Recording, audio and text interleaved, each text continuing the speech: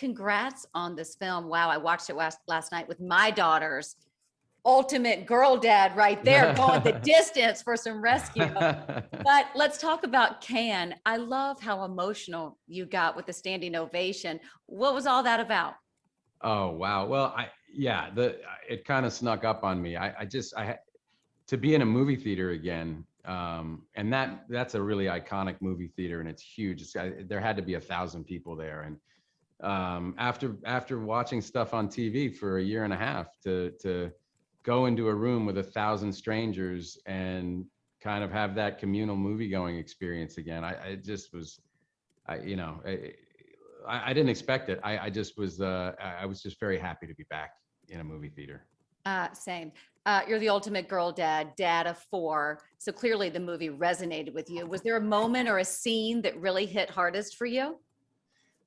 Well, yeah, I mean, the movie's about a father trying to repair his relationship with his daughter. So that the dynamic between Abby Breslin and me was she's sensational. She's fantastic, and she's such a wonderful actress, and it didn't take much to kind of do the thought exercise of what if I had been an absentee dad, and my daughter's in her mid-20s and she finds herself in this situation, and I feel responsible, all the guilt and the shame and the pain that the guy carries. It wasn't hard to get there. I'm sure in large part because of my own kids, and then the dynamic with Lilu, the little girl that I end up being kind of a surrogate dad to in the movie, and how that relationship is kind of this 8-year-old girl is the relationship that Bill couldn't have with his own daughter because he wasn't around, and I found it all very relatable. Just, I'm sure because of my own kids. I've got 3 teenagers. I love my condolences. Just hanging up the phone. There's always drama. I love that they give you such a hard time about, I mean, you're a massive movie star, and that your kids like. Not in my house. Hey, that means you're doing it right. True that your 15-year-old won't watch Good Will Hunting? No, nor a bunch of other movies I've made. If she thinks I might be good in the movie, she's not watching it, because then she can't give me shit, basically.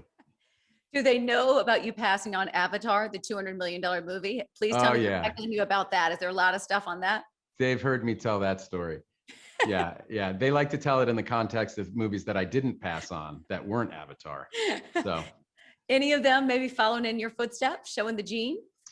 I don't know. They're into music a lot, and my youngest definitely could. I mean, we'll see. I wasn't pushed into this at all, and in fact, I was dissuaded pretty aggressively by everybody in my life, because it's a really tough business, as you know, and you wouldn't kind of wish it on anybody unless they were, really had the bug. So we'll see if they, I hope they get into theater and stuff in high school, and I love that. That was a big part of my life, and it's a really kind of wonderful thing to do. So, but we'll see what happens.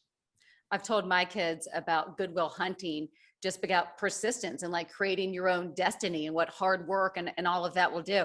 Take me back. I love the stories you tell about you and Ben before that hit. Like, tell me about him with his feet hanging off your couch. Give me early years. Yeah, I mean, when we sold that script, he had been engaged, and that engagement had broken off, and we had already signed a lease. Me and another guy we went to high school with had signed a lease for a 2-bedroom. So we were like, dude, we don't have a place for you to stay. Sorry. So he moved in with all his stuff, and so all of his stuff was in our living room, and he slept on this couch, and the couch wasn't a full size couch, and he's 6'4". So I'd walk out every morning and see his legs dangling off the side. And it was in that context that we sold the script. And I think we worked, like, we got really serious about it when we found ourselves living like that, because we were like, we gotta fix this. Everyone needs a bedroom. What happened to the third guy? Where'd he go? He's still, he's still out in LA. We're still in touch with him. He's still, we still talk to the guys we grew up with. Are you going to be like the Clooney, like the $1 million in the bag for all your boys that have stuck with you throughout all the years? I mean, how do you live up to that? Clooney's got some tequila money. That's we all need a little of that. He didn't include me in that tequila company. And then tell me quickly, you and Ben, when the first, is it true that the next place you got, you had to show like the Variety article about y'all to get the landlord, like, hey, this is us. We sold something, like we're in, rent to Yeah, us. Kit, that's true. We literally we had such terrible credit, right? We had either no credit or bad credit, and there was no reason anybody would rent a nice place to us.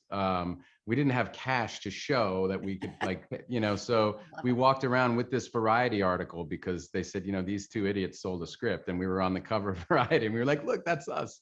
And that's literally how we got a lease.